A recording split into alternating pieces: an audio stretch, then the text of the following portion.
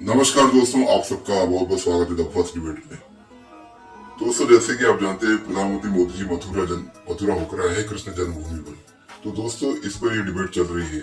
Debate में आप देखोगे कि जो मौलाना बैठे हैं वो कह रहे हैं कि इससे आपसी द्वेष बढ़ेगा और प्रधानमंत्री मोदी जी होके आए कृष्ण जन्मभूमि में, वहां पर जाने से क्या होगा? क्या लोगों के लिए रोजगार उत्पन्न होगा? क्या लोगों की थाली में रोटी आएगी? क्या लोगों की जीवन शैली बदलेगी? तो दोस्तों, इसका जवाब अमिताभ अग्निहोत्री जी ने इसको बहुत ही जबरदस्त दिया अपने तर्कों से, अपने शब्दों से। डिबेट देखना जरूरी है दोस्तों, समझ लगे लास्ट तक एक एक मिनट कीमती है आपके लिए डिबेट का। मैंने इस तरह से डिबेट को बनाया। तो दोस्तों, मजेदार डिबेट वीडियो शुरू करते हैं। Let's start. दुनिया के तमाम मुल्क लोकतांत्रिक हैं मतीन साहब। वहां कुछ ही मुल्क हैं जो धर्म आधारित राज्य, जिनको हम लोग अंग्रेजी में थियोक्रेटिक स्टेट बोलते हैं, अन्यथा ज्यादातर राष्ट्र लोकतांत्रिक व्यवस्था के अधीन हैं। लेकिन अगर वहां क्रिश्चियन बहुसंख्यक हैं तो वहां का राष्ट्राध्यक्ष वेटिकन सिटी जाता है बिना किसी झिझक के, वहां सिर झुकाता है बिना किसी शर्म के। ऐसा नहीं कि मुंह चदर से ढक के जाए, अंधेरे में जाए। ये समस्या भारत में क्यों रही कि अयोध्या नहीं जाएगा प्रधानमंत्री जो बनेगा, और प्रधानमंत्री की जिठानी की देखा देखी देवरानी भी बोले प्रधानमंत्री नहीं जा रहे तो मुख्यमंत्री भी नहीं जाएंगे मारे डर के। बोले आप विश्वेश्वर महादेव भी नहीं जाएंगे, काशी विश्वनाथ तक ठीक है, विश्वेश्वर महादेव उधर न झांकना। बोले अच्छा। अब बोले जन्मभूमि मथुरा तो कतई नहीं जाओगे। मतीन खान साहब, ये बात कुछ समझ नहीं आती, क्यों है ऐसा?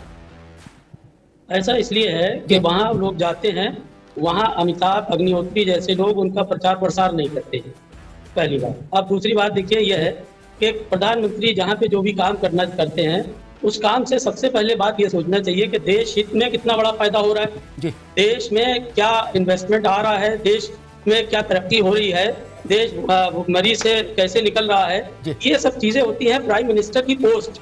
प्राइम मिनिस्टर की पोस्ट इसलिए, आप बताइए इससे क्या फायदा होना जा रहा है भारत सरकार को उनके इस विजिट से? भाई सारे सबके धार्मिक इश्यूज है, मैं भी अपने धर्म स्थल जाता हूँ, आप भी जाते होंगे, सारे लोग जाए, मगर उसको पॉलिटिसाइज करके जिस तरह से as a prime minister post किया जा रहा है, एज ए प्राइम मिनिस्टर दर्शाया जा रहा है, उससे भारत का कितना बड़ा फायदा होने वाला है ये बता दीजिए अमिताभ अग्निहोत्री जी। आपने अपनी बात रख ली, ठीक। अब मैं बता देता हूँ। नेहरू जी से लेके और मनमोहन सिंह तक सरकारी पैसे से सरकारी निवास में, जो चीज आप भी सुन लेना, रोजा इफ्तार होता था, उससे भारत को कितना लाभ हुआ ये आज तक किसी ने श्वेत पत्र जारी नहीं किया। पैसा तो मेरा गया, प्रधानमंत्री अपनी तक से किया। राष्ट्रपति, अरे रुकिए राष्ट्रपति, रुकिए भाई, आप तो दूर से देखे होंगे, मैं जाके अटेंड करके बोल रहा हूं, ठीक है ना? कितना लाभ हुआ देश को? अरे रुको भाई, कितनी नौकरी बढ़ी उससे, रोजा इफ्तार से कितने लाख रोजगार बढ़े, कितने हजार किलोमीटर सड़कें बन गई रोजा इफ्तार करने से, आज तक नहीं बताया किसी ने। दूसरी बात में मतीन साहब, अरे रुको भाई, अभी लगातार मत बोलिए ना, अपने अवसर पर जितना उस वक्त बोला करो जब अवसर हो। दूसरी बात मतीन खान साहब ने कही, उस पर मैं एक बात और कह दूं कि एक दूसरा उदाहरण मुझे और याद आता है। भारत के प्रधानमंत्रियों ने एक रवायत बना के रखी थी लगातार कि अजमेर शरीफ से लेके और देवा शरीफ तक चादर जाएंगी प्रधानमंत्री की तरफ से, ठीक। उससे देश को कितने कृषि में लाभ हुआ, मछली पालन में लाभ हुआ, मुर्गी पालन में लाभ हुआ, नौकरी में लाभ हुआ, सड़कें बनी, डिफेंस मजबूत हुआ चादर भेजने से। ये बड़ा सवाल है ना? नहीं, अजमेर शरीफ में सौंदर्यीकरण हुआ, अजमेर शरीफ में सरकार का पैसा लगा, उससे कितने रोजगार बढ़े, कितना देश का फायदा हुआ, ये सवाल तो उठेगा नहीं उठेगा? इसलिए बोलने से पहले सोच लिया करिए। करण साहब, आपने एक सवाल पूछा था, उस पर एक मेरे जहन में एक आंकड़ा आ गया, वो आंकड़ा आपको संतुष्ट कर देगा अगर आप होना चाहें, है ना? पिछले वर्ष काशी में 10 करोड़ तीर्थयात्री आए, 10 करोड़ यानी 80 लाख महीना, ठीक, यानी 2.25 लाख रोज। और ब्रज में आए 6 करोड़, तो 10 और 6 16, 100 ताजमहल मिला के भी 16 करोड़ यात्रियों को आकर्षित नहीं कर सकते। 100 ताजमहल, ठीक, जो सबसे बड़ा प्रतीक था हमारा।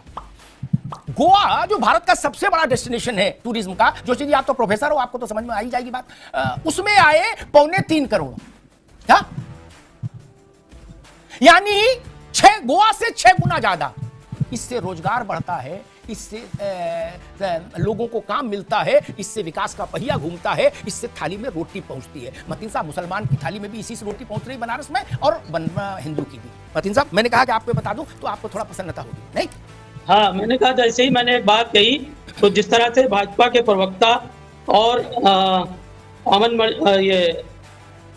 अमिताभ अग्निहोत्री जी को सबसे ज्यादा तकलीफ हुई। हाँ। मैं एक बात बता रहा हूँ, बात समझने की बात है। देखिए, आपने सारे प्रधानमंत्री को लाइन में खड़ा कर दिया। वो सेकुलर फैब्रिक को बचा रहे थे। वो नहीं चाहते थे कि आपसी मतभेद हो, वो नहीं चाहते थे कि दिलों में नफरतें बढ़े, वो नहीं चाहते थे कि अमन शांति को दागदार किया जाए। इसलिए वो इस तरह के कंट्रोवर्सी वाले इश्यूज में नहीं पड़े। बेसिक बात यह है कि वो शांति के प्रतीक थे।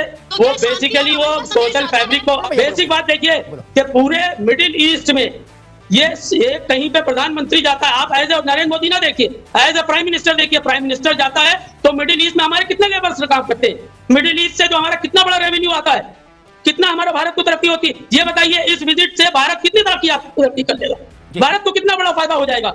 भारत की किसी को परवाह नहीं है, अपनी पॉलिटिकल पार्टी की परवाह है। अब रुकना होगा, आगे आवाज, अब चाहे आप कितनी नफरत पैदा हो जाए। अब आगे, अब अभी आवाज की आवाज नहीं जा रही, अब रुक जाओ। मैं हैरान हूं, कैसी सोच है। रामलला के दर्शन इसलिए नहीं किए पुराने प्रधानमंत्रियों ने क्योंकि वो सेकुलर फैब्रिक बचा रहे थे। वो जामा मस्जिद गए, मौजूदा इमाम के, बड़े इमाम के बाबा हुजूर के कदम बोसी करके आए, उससे फैब्रिक मजबूत हो रहा था। बड़े ज्ञानी पाए आ गए इस देश में। तो भाई वो अजमेर शरीफ सर पे टोकरा रख के गए, उससे फैब्रिक मजबूत कर रहे थे। फैब्रिक जोड़ो फेविकोल अभियान चला रहे थे। रामलला के दर्शन कर लेंगे तो देश टूट जाएगा। गजब बात है। इस बात की आलोचना नहीं, निंदा होनी चाहिए। जिन लोगों का ऐसा मिजाज था, आज वो वोट के तराजू में न तोला में बचे न माशा में बचे, तुल गए सब। गलत कह रहा हूं क्या? अच्छे अच्छे तुल गए, खत्म हो गए, जिनके परिवारों ने पीढ़ियों राज किया इस देश में। कैसी भाषा बोली जा रही है कि इसलिए नहीं गए वो लोग। अच्छा जी, हजरत बल जाने में समस्या नहीं, अजमेर शरीफ जाने में समस्या नहीं, चरारे शरीफ जाने में समस्या नहीं, देवा शरीफ जाने में समस्या नहीं। वहां से देश मजबूत हो रहा है। अयोध्या, काशी, मथुरा जाने से देश टूट जाएगा। कैसी भाषा है? मैं इसी भाषा को स्वीकार नहीं कर सकता। ये प्रश्न अब देश में नहीं बिकेगा। इस प्रश्न को उछालने वाले लोगों को देश अस्वीकार कर चुका है। उस अस्वीकार को भी 10 साल से ज्यादा हो गए और आगे अब वही प्रक्रिया रहेगी। लिख लीजिए क्या ये भाषा बोली जा रही है कि जो पुराने लोग नहीं गए रामलला के दर्शन करने, बाबा के दर्शन, विश्वनाथ के दर्शन करने, केशव देव के दर्शन करने, कृष्ण जन्मभूमि पर, वो देश बचा रहे थे। राम के दर्शन से देश टूटता है कि राम के दर्शन न करने वाले देश तोड़ रहे हैं? जोशी जी, ऐसी सोच लेके भारत में लोकतंत्र का खाने में उतरने का मन रखते हैं लोग। इतना हिम्मत कहां से लाते हैं लोग भाई? मैं बहुत दुख के साथ कहूंगा कि ऐसी सोच का भारत में अब कोई स्थान नहीं। जोशी साहब, बहुत विनम्रता से कह रहा हूं, क्या को न हो हमें कहानी, मुझे तो राजनीति करनी नहीं ना टिकट मांगनी, अपना अपना सोचे नेता। ऐसी सोच वाली पार्टी, नेता, कार्यकर्ता इस देश में कभी अब मंजूर नहीं होंगे।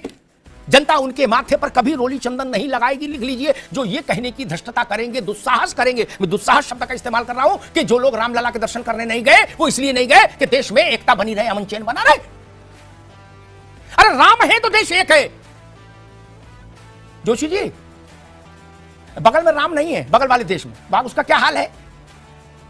आप तो प्रोफेसर, 1947 में जितने हिंदू वहां थे वो बढ़ने चाहिए थे क्या? वो तो नैनो टेक्नोलॉजी में तब्दील हो गए।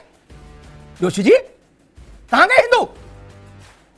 क्योंकि वहां राम नहीं है, इसलिए वहां ये है। अफगानिस्तान में राम नहीं है, वहां सोशल फैब्रिक मजबूत हो रहा है। सीरिया में राम नहीं है, वहां सोशल फैब्रिक मजबूत हो रहा है। अरब में राम नहीं है, सोशल फैब्रिक मजबूत हो रहा है। तमाशा है, तमाशा इस मुल्क में तमाशा है।